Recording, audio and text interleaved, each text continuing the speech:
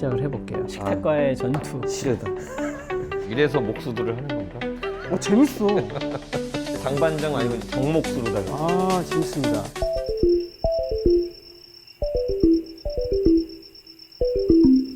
안녕하세요, 다이바이 TV입니다. 이번 시간은 30년 된 원목 식탁 깔끔하게 리폼하기입니다. 아, 이게 30년 된 거야? 렌틱하고 좋구만, 리폼을. 이게 맛이지. 솔직한 심정을 얘기해줘. 사라, 그냥. 부모님이 지금 사용하고 계신 건데 하나 사드린다고 하니까 멀쩡한데 왜 바꾸냐고. 쓰는 데는 문제는 없지. 너무 오래돼서 스크래치는 물론이고 바니쉬 다 벗겨지고 녹으면서 되는 현상들 있죠. 끈적끈적하고 이런 현상이 이것도 진행이 되고 있어요. 굳이 사용하신다고 하셔서 제가 그러면 깔끔하게 리폼을 해드릴게요 해서 가지고 왔어요. 어렵진 않습니다. 번거로워서 그렇지. 야, 갈아내는 거 쉽지 않을 것 같아. 지난번에 힘들게 했었죠? 조금 쉽게 하려고. 새 거 같다? 맞아. 나름 괜찮다고 평가받는 제품이라서 4만 원대예요. 오? 이게 싸. 한층 수월하게 연마가 진행이 될 것 같아요. 상판은 그렇다 치더라도 다리 이런 데는 안 할 거야? 다리도 해줘야 돼. 이런 부분 손으로 좀 밀어주고 상판 이쪽은 샌딩기를 이용해서 밀어줄 거예요. 시작을 해볼게요. 식탁과의 전투. 싫다.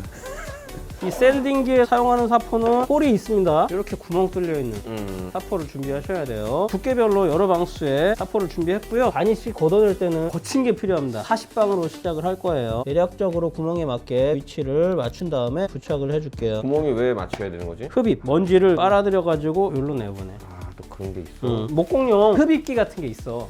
부착을 하면 쫙 진공청소기 좀 빨아들이거든. 그래서 먼지 없이 작업을 할 수 있지. 그렇구만. 먼지가 많이 날려요. 갑니다.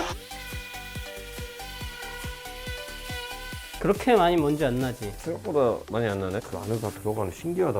오, 많이 들어갔어. 우와, 대박이다 이거. 괜찮지? 괜찮네. 100에서 하신다. 이 상태로 하시면 안 돼요. 아랫집에 다 울립니다. 밑에다가 두툼한 진동을 덜 전달시키는 그런 거 다리에 받쳐놓고 그렇게 하세요.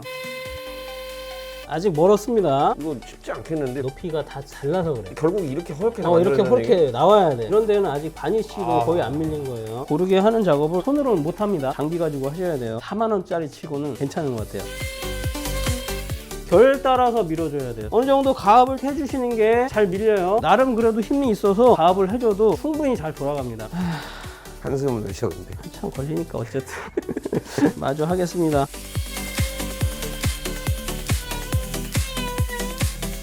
장식빵에다가 그런지 까칠까칠하고. 거칠거칠하지. 일단 뭐 판을 갈아냈구만. 아예 그냥 뭐 평평하게 잡진 못했어. 여기를 하기 전에 이 옆에를 먼저 손사포를 해야 될 것 같아요. 가루가 너무 많이 나와서 실내에서 하면 안 될 것 같아. 봐. 어우, 어떻게 할 거야 이거. 이거 손으로 문제가 아니야. 자, 여러분들 10시간 후에 뵙겠습니다. 사이드도 수작업으로 다 갈았더니 원목 그대로 다 나왔거든요. 이 아래를 어떻게 하느냐, 둘 것이냐 굉장히 갈등하고 있습니다 지금. 투톤. 다리까지 다리 깠네. 손으로 수작업을 해야 되는데 나쁘지 않은 것 같아요. 충분히 할 수 있습니다. 간단한 리폼일 줄 알았는데 일이 좀 너무 커진 것 같아. 너는 간단한 리폼이라고 생각했을지 모르는데 지난번 영상에서 원목 테이블을 어느 정도 간단하게 보수해가지고 그래도 쓸만하게 사용하시고 싶으신 분들을 위해서 했던 영상이 있고 이건 정식 리폼이라고 봐야 돼. 이런 부분은 샌딩기로 할 수가 없어서 손으로 하고 있는데 충분히 할만합니다. 표면에 바니쉬 있잖아. 요거 밀 때가 힘들어. 요거만 밀리고 나면 그 다음부터는 쉬워. 그냥 다 힘든 것 같아. 너는 뭐 안 힘든 게 어딨냐. 숨 쉬는 것도 힘들지. 이거를 밖으로 가지고 나온 이유가 먼지가 실내에서는 좀 그래, 그때 하고 나서 난리가 나서 사무실에 가는 거. 보다 물결이 이쁘지. 수작업으로 하면 그냥 여기 다 떨어져요. 먼지도 많이 안 퍼지고 실내에서도 충분히 수작업으로 할 수 있습니다. 생각보다 어렵지 않아? 깔끔하게 됐네.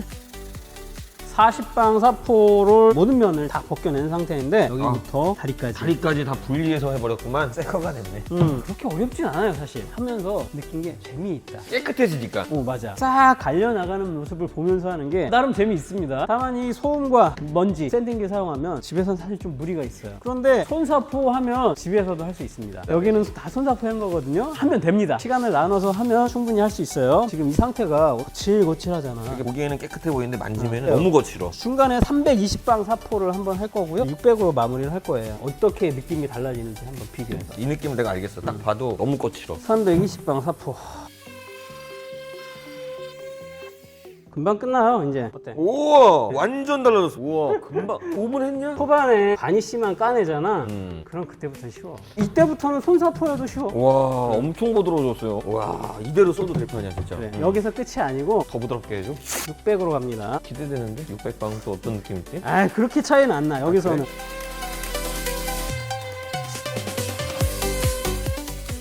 해볼까?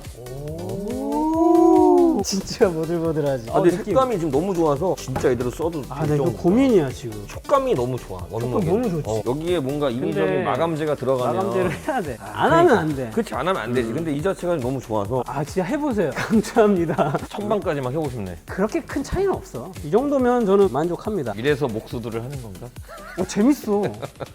장반장 아니고 이제 장목수로다가. 재밌습니다. 먼저 한번 까놔서 금방 해요. 여기 만져보고 여기 만져봐봐. 여기가 뭐 느낌 뭐 바로 좋아지는 거. 나머지는 어렵지 않습니다. 그러게 얼마 안 움직였는데도 바로 되네. 처음이 어렵지.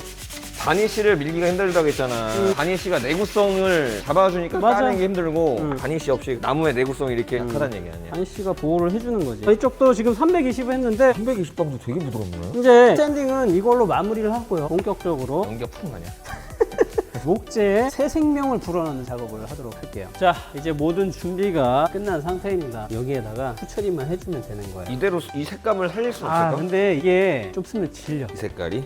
뭔가 묻거나 그래도 눈에 잘 띄고 금방 질리는 경향이 있어. 좀 고민이야. 그래서 색을 입힐지 말지를 가늠을 해보려고 해요. 스테인을 칠할 생각인데요. 스테인은 뭐냐면 목재에 스며들어서 목재를 보호해 주는 거야. 바니쉬랑은 바니쉬랑은 달라. 바니쉬는 표면을 방어해 주는 거고, 바니쉬가 목재를 보호하는데 더 큰 역할을 하는데 이것도 해주는 게 좋습니다. 무조건 좋습니다. 스테인 사용하게 되면 부가적으로 내가 원하는 색깔로 칠해주는 그런 기능이 있는 거야. 색을 입혀주고 나무 결이나 이런 걸 좀 더 도드라지게 명확하게 보이는 장점이 있기 때문에 스테인들을 많이 하게 되는데, 뒤집어야 되는 거야? 테스트를 해보려는 거야. 칠하면 색깔이 달라지거든. 그래서 어떻게 색깔이 나오는지 보고 그래서 세 가지를 준비를 했거든. 스테인 사용하시기 전에는 반드시 짜투리에다가 테스트 해보는 게 중요해요. 바로 하지 마시고 투명을 칠해도 투명색이 나오는 게 아니에요. 이게 뭔가 들어가면 짙어지는 경향이 있거든. 칠한 다음에 말려봐야겠네. 말려봐야 알아. 잘 흔들어줘야 돼요. 이 안에 가라앉아 있기 때문에 제대로 안 섞으면 색이 달라질 수가 있어요. 소나무색 스테인하고 투명색, 오크가 있는데 이렇게 여기 칠해보고 소나무색. 색깔 괜찮네. 연한 게 필요하거든. 나는 이 색깔도 괜찮은데? 오크색 되게 많이 사용하는 아니, 색이야. 이게 작업이 어렵다 그래가지고 가급적 안 하려고 그러는 거거든. 생각보다 별로 안 진하네. 흔하게 보는 색이야. 잠시 후에 확인해 보겠습니다. 칠했는데도 상당히 고민이 됩니다. 진짜 고르기 힘드네. 어떡하지? 큰일이네. 투명도 다르잖아, 그지? 색을 입힌 것 같은 효과는 나요. 못 정하겠네. 넌 뭘로 하고 싶냐? 와, 진짜 모르겠다. 투명 할까? 투명으로 가자. 결정.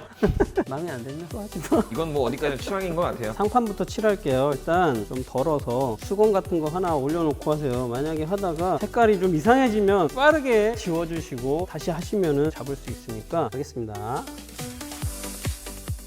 빠르게. 스펀지가 좀 좋아요. 처음 하시는 분들은 이게 하시기가 좀 작업성이 낮습니다. 어렵진 않네. 이건 투명이라서. 꾸덕한 그런 것들은 망하는 경우가 있거든요. 이쁘다 근데 벌써. 그지? 이게 이 상태가 아니고 마르면 좀 연해지지. 테두리는 좀 많이 먹여줘야 돼요. 그리고 혹시나 뭉친 데가 있으면 빠르게 찾아서 해결해줘야 됩니다.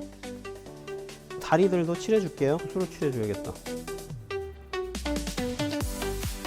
칠하다가 조금 뭉친 것 같은 부분은 빠르게 닦아주시면 돼요. 그리고 이렇게 살짝 마무리 해주시면 됩니다. 이렇게 해서 스테인 작업은 완료를 했어요. 한 번 하셔도 됩니다. 칠하면 칠할수록 이제 견고해질 거 아니야. 그리고 짙어져. 색깔도. 결도 살아나고. 더 하신다. 그럼 마른 다음에 더 칠하셔야 되거든요. 한 번 더 칠할까?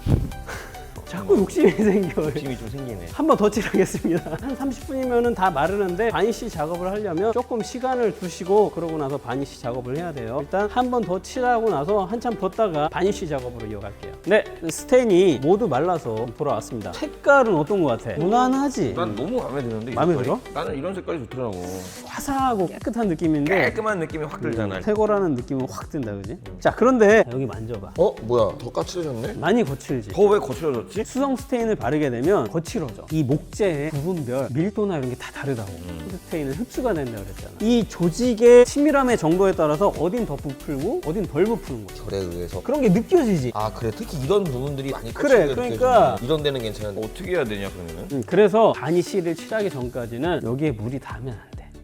그래서 여기서 확인할 수 있는 게 바니쉬 칠 안 하면 가구들, 테이블 특히 오래 쓸 수 있을까? 안 되겠네. 바니쉬를 바르면 이게 부드러워져? 그러진 않을 것 같아요. 그러진 않지. 스테인을 한 다음에 천방 정도로 판을 연마하는 게 아니고 위에 거칠게 올라온 부분 있잖아요. 그것만 걷어내준다는 생각으로 한번 정리를 해줘요. 우리는 투명을 했지만 스테인을 색깔이 들어간 걸 했잖아. 색깔이 까지겠구나. 그래서 막 밀면 안 되는 거야. 살짝 올라온 거 있지? 이것만 깎아준다는 생각으로 해야 되는 거야. 기계로 쫙 밀지 이렇게 하면 안 되는 거야. 이거는 손으로 해줘야 돼. 이렇게. 바로 좋아지는구나. 많이 밀 필요도 없어. 끝났네 벌써? 색이 있는 스테인을 사용해도 색에 문제가 되지 않아. 이제 연말을 마쳤으면 드디어 대망의 바니쉬. 왜 대망의 바니쉬야? 바니쉬 하면 다 했다는 얘기거든. 바니쉬를 칠하도록 할게요. 작업도 작업이지만 기다리는 시간의 연속이잖아. 그러다 보니까 시간이 좀 걸리는 편입니다. 시간을 여유 있게 두고 하셔야 돼요. 스펀지로 작업을 할 거고요. 미세한 부분은 붓으로 작업할 거예요. 붓 자국이 잘 안 나니까 특히나 처음 하시는 분들은 가급적 스펀지 사용하세요. 이게 좋다고 해서 구매를 했어요. 조금 더 점성이 있는 것 같은 느낌이네. 빨리 만들 것 같아. 가급적 한 부위를 할 때 빨리 마무리를 해줘야 돼요.